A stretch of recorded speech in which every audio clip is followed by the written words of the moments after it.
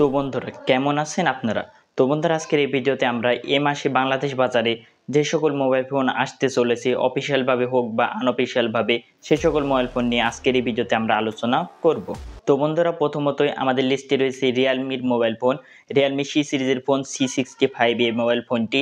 তো এই ফোনটিতে থাকছে অ্যান্ড্রয়েড 14, তার সাথে থাকছে মিডিয়াটেক হিলিও G85 এর প্রসেসর, 45 ওয়াটের চার্জিং সাপোর্ট এবং 50 মেগাপিক্সেল প্লাস 2 মেগাপিক্সেলের রিয়ার ক্যামেরা সেটআপ এবং থাকছে 8 মেগাপিক্সেলের সেলফি ক্যামেরা সেটআপ। এবং এই মোবাইল ফোনটির যে ডিজাইনটি রয়েছে সেটি সি সিরিজের প্রিভিয়াস যে সকল মোবাইল ফোনগুলো ছিল তার থেকে একটু নতুনত্ব হতে পারে। এবং এই মোবাইল ফোনটি আই থিঙ্ক এই মাসেরই অর্থাৎ মে মাসেরই 8 থেকে 9 তারিখের দিকে বাংলাদেশ মার্কেটে অফিসিয়ালভাবে লঞ্চ হতে পারে। তার সাথে বন্ধুরা এই মাসেরই 5 থেকে 6 তারিখের দিকে ভিভোর একটি মোবাইল ফোন অফিসিয়ালভাবে বাংলাদেশে লঞ্চ হতে যাচ্ছে, সেটি হলো ভিভো V30 লাইট এই মোবাইল ফোনটি। তো ফোনটিতে থাকতে পারে অ্যামোলেড ফুল এইচডি প্লাসের ডিসপ্লে, প্রসেসর হিসেবে থাকতে পারে স্ন্যাপড্রাগন 685 এবং 80 ওয়াটের চার্জিং সাপোর্ট, একটি ইন ডিসপ্লে ফিঙ্গারপ্রিন্ট সেন্সর। এবং এই মোবাইল ফোনটি আই থিঙ্ক মিড রেঞ্জ বাজেটের ভেতরে বাংলাদেশ বাজারে লঞ্চ হতে পারে।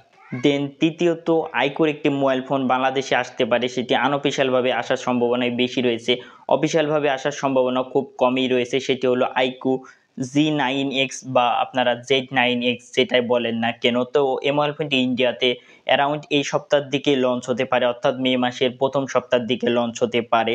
তো এই মোবাইল ফোনটিতে থাকতে পারে স্ন্যাপড্রাগন 6 জেনারেশন 1 এর প্রসেসর, 6000 mAh এর ব্যাটারি, 44 ওয়াটের চার্জিং সাপোর্ট, 50 মেগাপিক্সেলের ডুয়েল ক্যামেরা সেটআপ।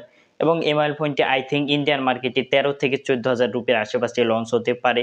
তো এই মোবাইল ফোনটি যদি বাংলাদেশ মার্কেটে আনঅফিসিয়ালভাবে 20,000 টাকার বাজেটের আশেপাশে পাওয়া যায় তাহলে এটি একটি বেস্ট ডিল হতে পারে। ইনফিনিক্সের একটি মোবাইল ফোন বাংলাদেশ মার্কেটে আসতে পারে, সেটি হলো জিটি সিরিজের GT20 প্রো।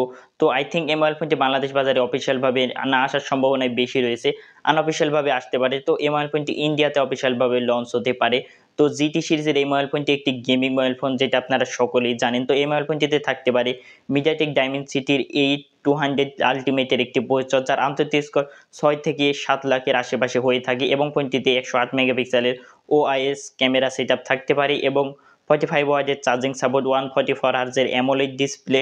এবং এই মোবাইল ফোনটি ইন্ডিয়াতে অ্যারাউন্ড আন্ডার 20,000 রুপির আশেপাশে লঞ্চ হতে পারে। এবং 20,000 রুপির আশেপাশে এই মোবাইল ফোনটি ইন্ডিয়াতে একটি গেমিং মোবাইল ফোন হিসাবে লঞ্চ হবে। এবং যদি এই মোবাইল ফোনটি বাংলাদেশ বাজারে আসে তাহলে অ্যারাউন্ড এই জায়গাতে মে মাসের শেষের দিকে আসতে পারে এবং এই মোবাইল ফোনটি ইন্ডিয়াতে অ্যারাউন্ড মিড মের দিকে লঞ্চ হতে পারে। একটি ওয়ানপ্লাসকে নিয়েও খবর রয়েছে। তো ওয়ানপ্লাসের যে সকল মোবাইল ফোনগুলো বর্তমান সময়ে বাংলাদেশ বাজারে পাওয়া যায় সেগুলো বেশিরভাগই আনঅফিসিয়াল মোবাইল ফোন হয়ে থাকে। তো অফিসিয়ালভাবে ওয়ানপ্লাসের কোনো শোরুম বা কোনো সার্ভিস সেন্টার নেই। তো এ মাসের দিকেই ওয়ানপ্লাসের শোরুম বা এ জায়গাতে অফিসিয়াল সার্ভিস সেন্টার বাংলাদেশে মার্কেটে আসতে পারে এবং বাংলাদেশ মার্কেটে আসার পরে ওয়ানপ্লাস বাংলাদেশ মার্কেটে অফিসিয়াল একটি মোবাইল ফোন লঞ্চ করবে সামনের মাসের দিকে।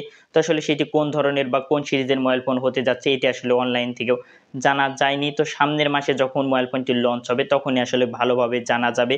কিন্তু বন্ধুরা ওয়ানপ্লাসের যে নোট সিরিজের মোবাইল ফোন রয়েছে নোট 4, এই মোবাইল ফোনটি ইন্ডিয়াতে এ মাসেরই শেষের দিকে লঞ্চ হতে পারে। তো এই মোবাইল ফোনটিতে থাকতে পারে Snapdragon 7 plus gen 3 processor, 5500 mAh এর ব্যাটারি, তার সাথে 100 ওয়াটের চার্জিং সাপোর্ট, 50 মেগাপিক্সেল প্লাস 8 মেগাপিক্সেলের ক্যামেরা সেটআপ। এবং এই মোবাইল ফোনটি ইন্ডিয়ান মার্কেটে আন্ডার 40,000 টাকার আশেপাশে লঞ্চ হতে পারে। তো ওয়ানপ্লাস নোট 4 এই মোবাইল ফোনটি বাংলাদেশ মার্কেটে আসতে আসতে অ্যারাউন্ড জুন মাসের প্রথম সপ্তাহের দিকে চলে যেতে পারে। তো এই মোবাইল ফোনটি বাংলাদেশ মার্কেটে অফিসিয়ালভাবে আসার সম্ভাবনা খুবই কম, তো আনঅফিসিয়ালভাবে আসবে এটা 100% শিওর। তার সাথে বন্ধুরা এই মাসে গুগলের পিক্সেল 8a এই মোবাইল ফোনটিও লঞ্চ হতে পারে। তো এই মোবাইল ফোনটি ইন্ডিয়াতে 14ই মে লঞ্চ হবে, যে গুগলের যে আইও ইভেন্টটি রয়েছে ইন্ডিয়াতে সেখানে তারা এই মোবাইল ফোনটি ইন্ডিয়ান এবং গ্লোবাল মার্কেটে লঞ্চ করবে অফিসিয়ালভাবে। এবং এই মোবাইল ফোনটি পরবর্তীতে বাংলাদেশ বাজারে আসতে পারে আনঅফিসিয়ালভাবে অ্যারাউন্ড এই জায়গাতে মে মাসের শেষের দিকে পাওয়া যেতে পারে বাংলাদেশ মার্কেটে আনঅফিসিয়ালভাবে। তো এই মোবাইল ফোনটিতে থাকছে টেনসর G3 প্রসেসর, 4500 mAh এর ব্যাটারি, 27 ওয়াটের চার্জিং সাপোর্ট এবং 64 মেগাপিক্সেলের ক্যামেরা সেটআপ। এবং আপনারা যেটা সকলেই জানেন যে গুগল পিক্সেল 8 এই মোবাইল ফোনটি বিশেষ করে ক্যামেরা সেটটি বা ক্যামেরার দিক দিয়ে ভালো একটি মোবাইল ফোন হতে পারে। এছাড়া বন্ধুরা এই মাসে স্যামসাংয়েরও দুটো মোবাইল ফোন তারা লঞ্চ করতে যাচ্ছে এ জায়গাতে মিড রেঞ্জ বাজেটের ভেতরে। তো প্রথমতই স্যামসাং গ্যালাক্সি M35 এবং F35। এই মোবাইল ফোনটি ইন্ডিয়াতে মে মাসের মাঝামাঝির দিকে লঞ্চ হতে পারে এবং এই মোবাইল ফোনটি বাংলাদেশ বাজারেও আসতে পারে আনঅফিসিয়ালভাবে। তো অফিসিয়ালভাবে আসার গ্যারেন্টি খুবই কম রয়েছে। তো ইন্ডিয়ান মার্কেটে এটি আন্ডার 20K-র আশেপাশে পাওয়া যেতে পারে এবং এই মোবাইল ফোনটিতে প্রসেসর হিসেবে রয়েছে Exynos 1380 এবং 6000 mAh এর ব্যাটারি এবং 25 ওয়াটের চার্জিং সাপোর্ট এবং 50 মেগাপিক্সেলের ট্রিপল ক্যামেরা সেটআপ। এবং আরও একটি মোবাইল ফোন ইন্ডিয়াতে লঞ্চ হতে যাচ্ছে স্যামসাংয়ের 25 থেকে 30,000 টাকা বাজেটের আশেপাশে।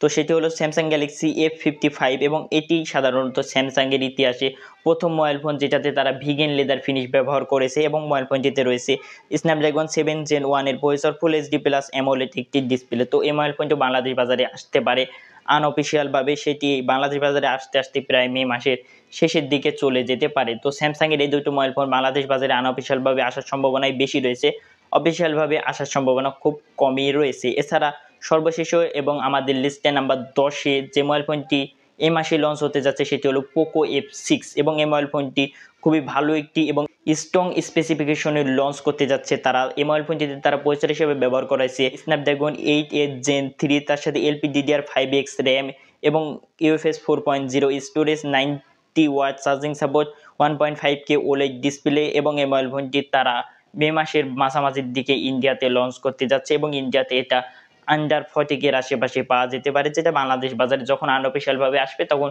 অ্যারাউন্ড এর দাম 40 থেকে 50,000 টাকার আশেপাশে এই জায়গাতে পাওয়া যেতে পারে বা 60,000 টাকা বাজেট রেঞ্জও হতে পারে। তো যখন বাংলাদেশ বাজারে আনঅফিসিয়ালভাবে আসবে তখন আসলে এর প্রাইস টু পারফরমেন্সটি বিবেচনা করা যাবে। তো বন্ধুরা এই ছিল আজকের আমাদের ভিডিও। তো ভিডিওতে অনেক কয়টি প্রায় অ্যারাউন্ড 10টি মোবাইল ফোন নিয়ে আলোচনা করলাম আমি আপনাদের সাথে, যেগুলো বাংলাদেশ মার্কেটে অফিসিয়াল এবং আনঅফিসিয়ালভাবে আসতে পারে।